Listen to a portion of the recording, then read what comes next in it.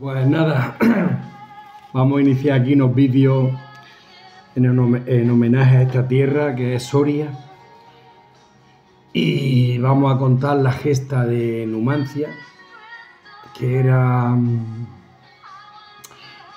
una población celtíbera y que se resistió al Imperio Romano, ¿no? Entonces, pues, como ya digo, en homenaje, que llevo año y medio más o menos. Aquí se vive la mar de bien, súper tranquilo. Aquí no saben lo que es un atasco de tráfico. Y luego encima, pues eso, tenemos los torrenos. Y luego, pues nada, quitando una vez que nevó y que pues realmente tenía yo más sal aquí en mi casa que la que echaron en la carretera. Pues bueno, pues a saber el presupuesto de la sal, pero bueno, eso es otra historia. Entonces, pues nada, vamos a hacer unos pequeños vídeos y, como digo, Numancia es una leyenda épica, es una leyenda que perdura en el tiempo y trata de la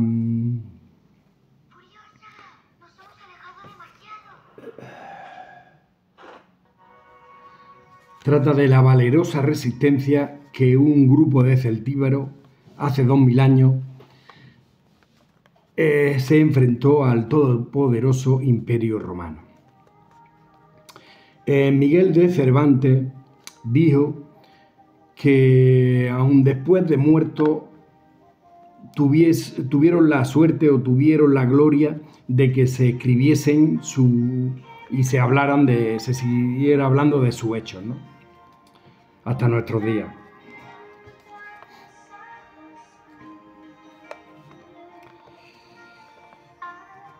Bueno, pues primero pues tenemos que retroceder en el tiempo, nos tenemos que ir al menos 300 años antes de Cristo, donde el Imperio Romano y Cartago eran las dos potencias mundiales del momento. Cartago era, ya como hemos visto en otros vídeos, era como una escisión guerrera de los fenicios. Su capital es el norte de África, en Tunisia, en Túnez, que hoy se llama Túnez o Tunisia, se ha llamado muchas veces. Bueno, entonces pues en ese menos 300 o 300 antes de Cristo, pugnan por el Mare Nostrum, por el Mediterráneo, ¿no? Bueno, Roma surgió prácticamente de la nada, pero se fue haciendo grande y fuerte, y los cartagineses, que venían de los fenicios, que eran navegantes, ¿no? Los fenicios habían ya estado en España, tenían un montón de puertos, Malaca era uno de ellos.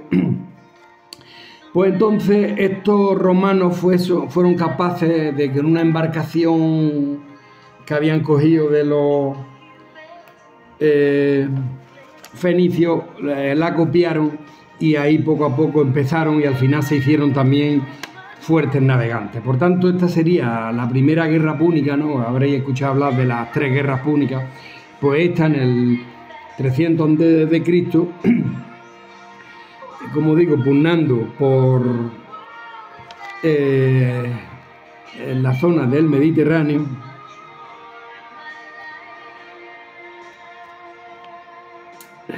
Navegando. Fenicia está situada en lo que hoy es el Líbano. Estaba situada.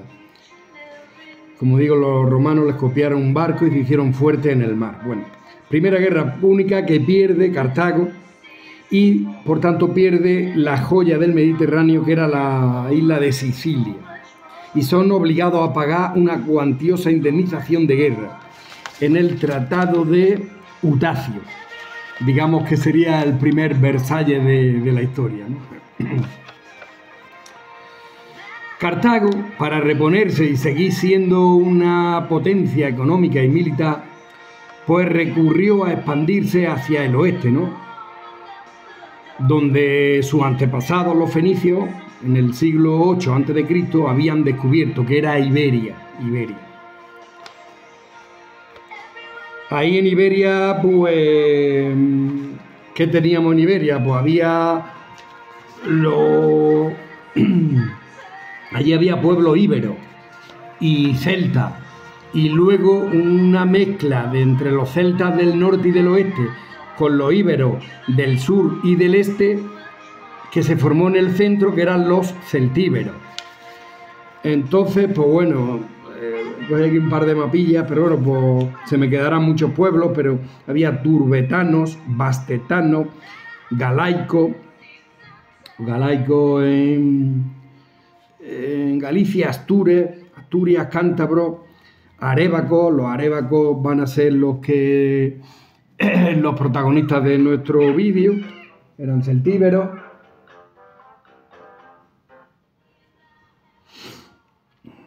Había velos, lusitanos, vascones, y me habré dejado mucho, pero bueno, a ver si vemos aquí, que claro, el mapa ahí se va a ver visto en el espejo, pero bueno, tenemos el mapa de España. Bueno, pues por aquí hemos dicho antes, porque tengo dos.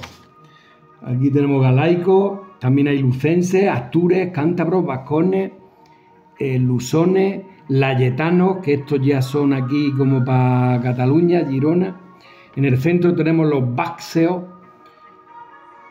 hay bracarenses, también en el centro betones, arébacos, carpetanos, en el este edetanos, contestanos, célticos en el sur de Portugal, turdetanos y bastetanos en Andalucía. Los bastetanos eran de Basti, de Baza.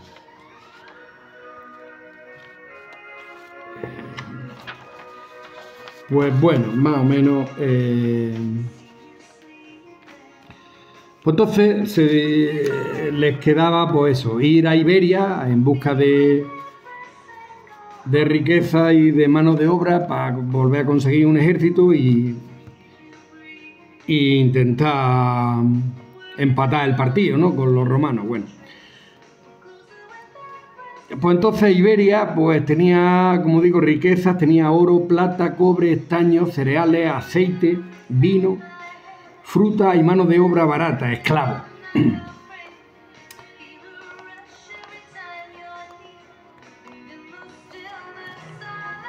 Ellos, los cartagineses, ya poseían asentamientos en el sur de Iberia, como Gadir, Cádiz. Empezaron a expandirse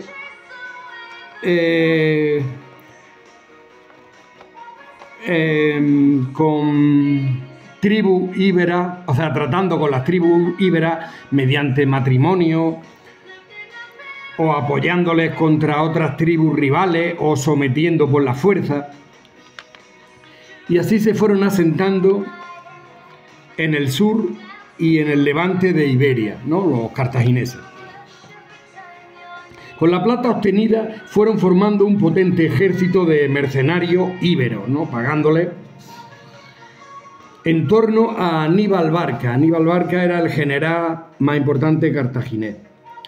Este florecer económico y militar de Cartago comenzó a generar celo en Roma, la cual se preparaba para una nueva guerra, ¿no?, porque estaban viendo que los otros se estaban fortaleciendo.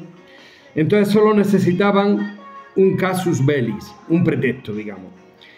Arce, que era el actual Sagunto, era una tribu de eretanos y eran unos protegidos de Roma. Tenían una alianza defensiva con Roma. Aníbal puso cerco a la ciudad en el 219 a.C. y cayó en poco tiempo. Por tanto, Roma les declaró la guerra, comenzando así la Segunda Guerra Púnica, desarrollada íntegramente en Iberia.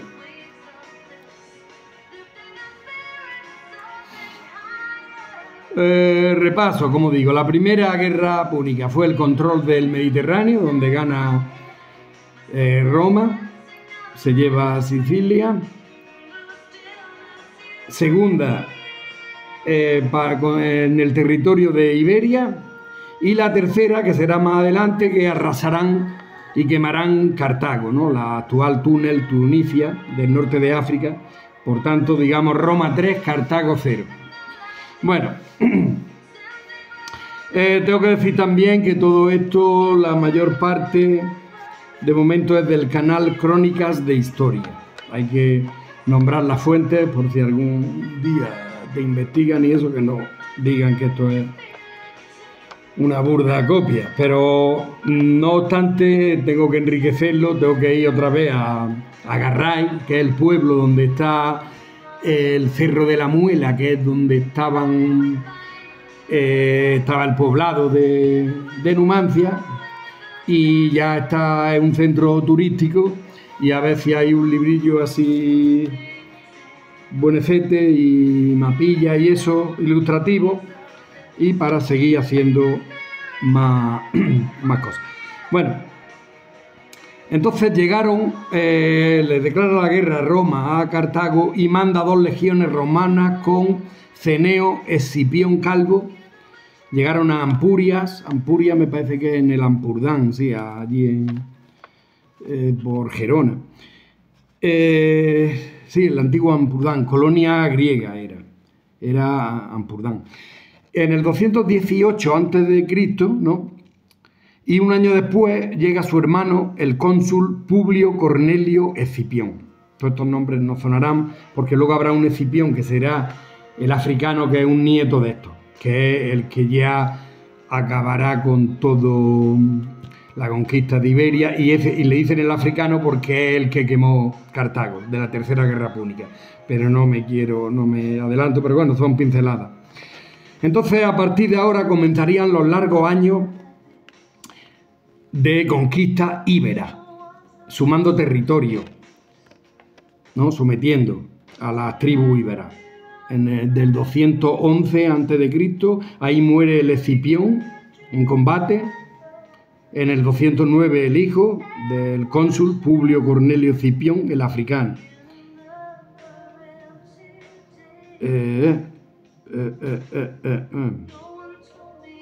Bueno, esto lo tengo que... No creo que este muera. Muere el cónsul y el otro que iban, que eran 2 padre e hijo. El africano es el nieto, bueno. Eso, y llega... bueno. Entonces ya hay momentos... perdón. Es que este Publio Cornelio Escipión, que será el futuro Escipión, el africano, este ya conquista, ¿no? Conquista ya toda la Iberia cartaginesa, sobre todo Cartagonova, que es la actual Cartagena, y entonces ya sin Cartagonova, pues sin Cartagena, pues pierden su principal base naval y las minas, que había un montón de minas, de minerales. En el 206 a.C. cae Gadir, o sea, Cádiz, el último reducto. Así comienza ya, pues, toda la romanización y el lento sometimiento de los pueblos ibero-rebeldes, que van a ser prácticamente 200 años, ¿no? Claro, si esto empieza en el menos 200 y hasta el año 0, no es Hispania entera romana.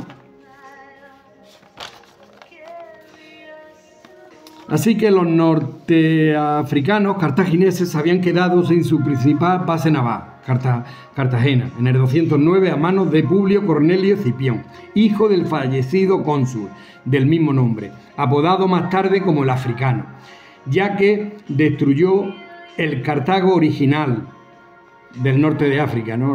Tunisia, que por eso le dirán el africano. Bueno. También pierden las minas próximas a la ciudad y una gran cantidad de prisioneros y rehenes que ya no podían ser utilizados para mantener la fidelidad de las tribus íberas. Y como he dicho antes, en el 206 a.C. cae Gadir, el último reducto de Cartago en Iberia, y ya se rinde. Así comienzan los años de sometimiento de los pueblos íberos rebeldes y un lento y complejo proceso de romanización de las tribus íberas del sur y del este de la península, ¿no? Primero se centra en el sur y en el este.